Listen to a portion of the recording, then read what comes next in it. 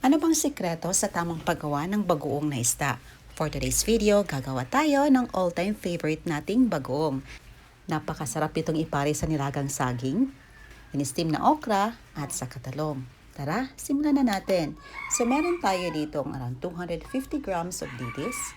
Pwede rin ibang klaseng isda ang ating gagamitin, but ito talaga ang nakasanayan natin dahil masarap itong gawing bagoong. Make sure na i-fully wash muna natin before natin lagyan ng asin.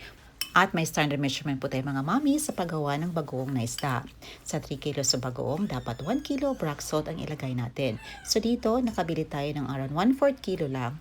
Maglagay lang tayo ng 83 grams of rock salt. At i-mix lang natin para ma-fully combine ang lahat ng mga ingredients. Gumamit lang tayo dito ng microwave container. Fully sealed po siya mga mamis para walang makapasok na langaw. At nilagyan natin ito ng marka para malaman natin kung kailan natin ginawa ang ating bagoong. Pwede nyo din itong lagyan ng patis mga mamis. But make sure na itansya nyo lang kung gaano kaalat ang gusto nyo sa inyong bagoong na isda. At sa iba din nilagyan nila ng mga spices. Ginger, luya, at saka garlic. At itong bagoong natin, pinaferment natin ito ng mga around 1 month at binuksan na natin ito mga 3 beses. At mga mamis, isa din ito sa mga sekreto para maging primera klase ang ating bagoong, dapat presko ang gagamitin natin na isda. Yung bagong huli at hindi nilagyan ng ice para mas maging masarap ang ating bagoong na isda mga mamis. Yung iba nilagay nila sa glass container na tightly sealed at hinayaan na lang nito mag-ferment up to 2 weeks to 1 month. But itong ating bago, hinalo ko siya ng mga 3 beses at sa gabi ko siya hinahalo kasi para walang langaw na makapasok sa ating bagong at malinis talaga.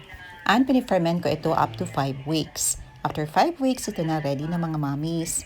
Napakabango at napakasarap ng ating bagoong. Ang sarap nitong ipares sa nilagang saging, kamote, okra at sa katalong. At syempre, lagyan natin ng mga spices. At haluan pa natin ang paborito nating kalamansi. At syempre, hindi kumpleto ang ating bagong na isda kapag walang nilagang saging, kaya magluluto tayo.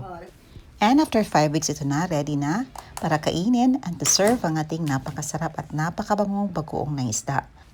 O diba, ang dali lang gumawa mga mamis at nakakasiguro pa tayong malinis ang ating kinakain. Hindi kumpleto ang sarap ng ating bagoong pag wala tayong mga spices na nilagay. Meron tayo ditong kamatis, onion, garlic, ginger, red chilies at saka kalamansi. Hihiwain lang natin.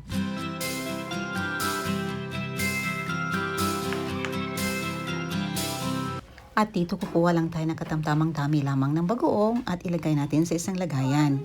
Lagyan natin ng mga spices na hiniwa natin kanina. Meron tayong red onion, kamatis, ginger, garlic at saka red chilies. At ito talaga nagpapa-enhance ng flavor ng ating bagoong mga mamis. Lagyan natin ng kalamansi. Or kung bet niyong maglagay ng suka, pwede din coconut vinegar ang inyong gamitin.